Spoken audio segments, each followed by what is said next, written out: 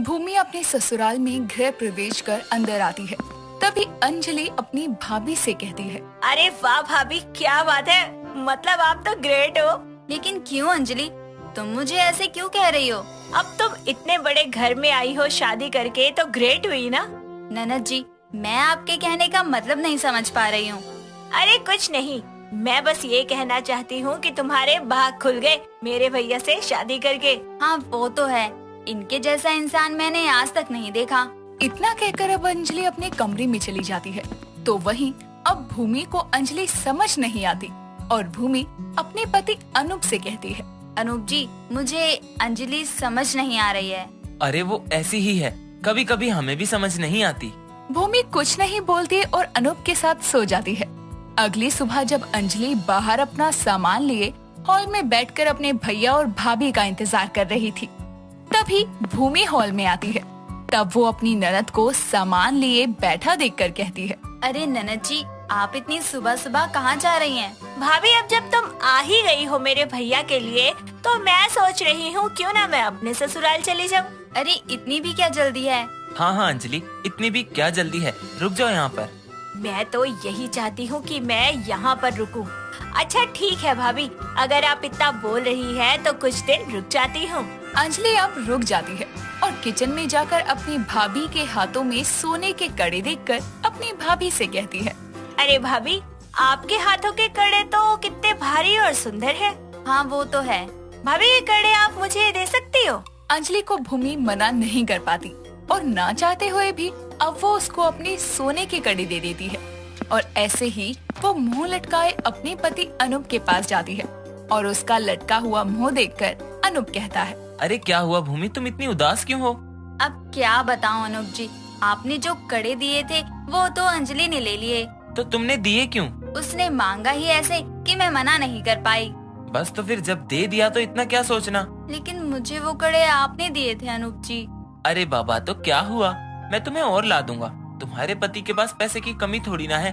चलो अब चलकर कुछ खा लो। इस तरह अब सभी लोग खाना खाने लगते हैं और अब अगला 1 महीना गुजर जाता है और अब अंजलि अपने ससुराल जाने की सोचती है। भाभी, मैं क्या सोच रही थी? क्या? यही कि मुझे अब अपने ससुराल चले जाना चाहिए, काफी टाइम हो गया है। बोल तो तुम सही रही हो। ऐसा करो, तुम अपना सामान पैक कर लो और आज शाम को ही मैं तुम्हारे भैया को कहकर तुम्हें तुम्हारे ससुराल भेज दूंगी। हाँ ठीक है भाभी, लेकिन जाने से पहले मुझे बहुत सारी शॉपिंग करनी है। अच्छा ठीक है, चलो। इतना कहकर अब दोनों ही शॉपिंग के लिए चली जाती हैं, जहां अंजलि बहुत सारी शॉपिंग करती है और घर आकर अपनी भाभी से कहती है, भाभी सच में बड़ा मजा ही आ गया आपके साथ। मेरा बस चले तो मैं रोज आपके साथ ऐसे ही शॉपिंग पर जाऊं। अच्छा बाबा, अब कभी आओगी तो शॉपिंग पर चलेंगे। दोनों बातें कर ही रहे थे कि तभी वहाँ पर अनूप आता है और अपनी बहन के पास इतना सारा शॉपिंग का सामान देखकर अनूप हंसते हुए कहता है, अरे बाप रे, लग रहा है जैसे मेरी बहन ने पूरी दुकान ही खरीद ली हो। हाँ हाँ, अब आप नहीं दिलाओगे कुछ भी, अब तो मेरी भाभी है ना। अनूप जी, अंजलि अपने ससुराल जाने को कह रही थी, इसलिए आप इसको ससुराल छोड़ दो। अंजलि, तुम सच में ससुराल जाना चाहती हो ना? हाँ भैया। अनूप अपनी बहन को उसकी ससुराल छोड़ देता है, जिसके बाद अब भूमि और अनूप खुशी से अपने घर में रह रहे थे। और अगले कुछ दिनों में अंजलि फिर आ जाती है और अपने ससुराल वालों की बुराइयां करने लगती है। ये अब उसका एक बार का नहीं बल्कि बार बार का था। वो हर 2 दिन छोड़कर अपने ससुराल से बहस कर अपने भैया भाभी के पास आ जाती। ये सब देखकर भूमि को बिल्कुल अच्छा नहीं लगता था, लेकिन वो करती भी क्या। अंजलि तो अपने भाई की लाडली थी, इसीलिए भूमि उसे कुछ नहीं बोलती थी। ऐसे ही एक बार फिर अंजलि अपने ससुराल से मायके आती है और ये देखकर भूमि अंजलि से कहती है, अरे ननद जी, आप एक बात तो बताइए। हाँ भाभी, पूछो ना। आपके पति से थोड़ी सी लड़ाई होती है, आप यहाँ तुरंत भागकर चली आती हो। आपको शर्म नहीं आती? आप बार बार भागकर यहाँ आ जाती हो। आती हो ठीक है, लेकिन यहाँ से हमेशा कुछ न कुछ लेकर ही जाती हो। भाभी, ये क्या कह रही हो आप? जो तुम सुन रही हो ननद जी, अरे तुम्हारे भैया ने तुम्हारी शादी इतने अमीर घराने में कराई है, लेकिन फिर भी तुम अपने पति से कुछ ना लेकर बार बार यहाँ मुंह उठाकर चली आती हो। अरे तुम्हें शर्म नहीं आती? और तुम्हारा मन कैसे मान जाता है शादी के बाद भी अपने भाभी भैया से कुछ मांगने के लिए? उसकी बातें सुनकर अंजलि की आंखों में आंसू आ जाते हैं और वो कुछ नहीं बोलती, चुपचाप अपने आप को कमरे में बंद कर लेती है। शाम को जब अनूप आता है तब अंजलि अपने भाई को देखकर कहती है, भैया आप आ गए? अरे अंजलि, तुम कब आई? उन दोनों की बात को काटते हुए भूमि कहती है, ननद जी जाएंगी कहाँ? हर दूसरे दिन तो यहीं पर पड़ी रहती हैं। ये कैसी बात कर रही हो तुम भूमि? क्या गलत बोला है? जब भी आती हैं यहाँ से भर भर के सामान लेकर जाती हैं। इसको अपने ससुराल गए हुए हफ्ता नहीं होता कि मुंह उठाकर यहाँ आ जाती है। अरे ननद जी, आप शादीशुदा हैं। आपकी शादी आपके भाई ने बहुत ही अमीर घर में कराई है। उनके पैसे खर्च करो, यहाँ आकर अपना लालच मत दिखाया करो। ये तो वही बात हो गई, अमीर लालची ननद। उसकी ये बात सुनते ही अनूप भूमि को एक जोरदार थप्पड़ मारता है और उसको बोलता है, बस करो भूमि। अरे तुम मेरी बहन के बारे में जानती ही क्या हो जो उसको ऐसे बोल रही हो? बुरा मत मानना, लेकिन लड़की जितना अपने ससुराल में रहती है ना, उतना ही अच्छा लगता है। भूमि! भैया नहीं, भाभी को अभी कुछ नहीं पता, इसीलिए वो ऐसे बोल रही है।